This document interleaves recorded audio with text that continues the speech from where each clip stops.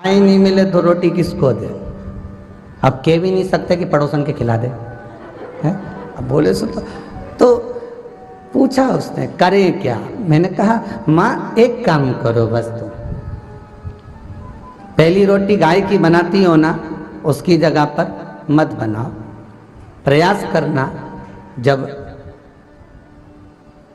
1 महीने की रोटी एक बनती है 1 दिन की तो कितना आटा लगता है उतना आटा एकत्रित करना और कभी किसी भूखे को उसका भोजन बनाकर खिला देना। उतना ही पुण्य तेरे खाते में आ जाएगा, उतना पुण्य आ जाएगा। पर भूखे से मतलब ये मत रखना कहीं आज के जमाने में किसी भिखारी को रोटी दो तो लेता ही नहीं साहब।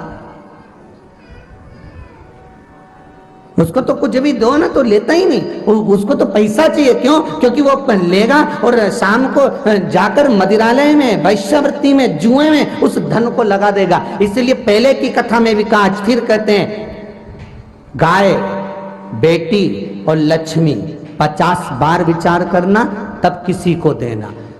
गाय देने से पहले विचार करो कि जिस ब्राह्मण को दे रहे हैं वो संभाल कर रख रहा है, अच्छे से खिलाएगा पिलाएगा। नहीं तो मालूम पड़े गाय दूध देना बंद कर दे, वो बेच दे, बेचते बेचते कसाई के हाथ में चली जाए और जब कसाई उस गाय को काटे तो जिसने दान करा उसको दोष लगेगा।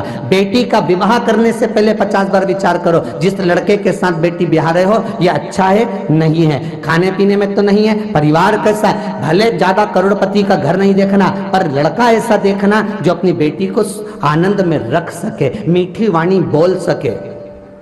कहीं का भेरू मत ढूंढ लेना, नहीं तो आफत हो जाए। श्रेष्ठ ढूंढो, कन्यादान करोगे और अगर बेटी को दुख होगा तो बेटी जितना रोगी तो कन्यादान करने वाले को रोना पड़ेगा। कई बेटियां अगर दुखी होती है तो माँ बाप ही तो रोते हैं। कौन रोता है सब? माता पिता को रोना पड़ता है। कहाँ बेटी का भाग्य फोड़ दिया, कहाँ बेटी को दे दिया बताओ, तो माता पिता को रोना पड़ेगा। उसी तरह लक्ष्मी ऐसे भिखारी के कटोरे में मत देना जो शाम को जाकर मदिरा पान में लगा दे, वेश्यावृत्ति में लगा दे, जुए में लगा दे, मांसाहार में लगा दे। ऐसे को तुम धन मत देना। अगर पैसा दे भी रहे हो किसी के कटोरे में तो ऐसी जगह देना तुम्हें देखकर संतुष्टि हो कि मैंने पैसा दिया था तो उसने रोटी खा ली, मैंने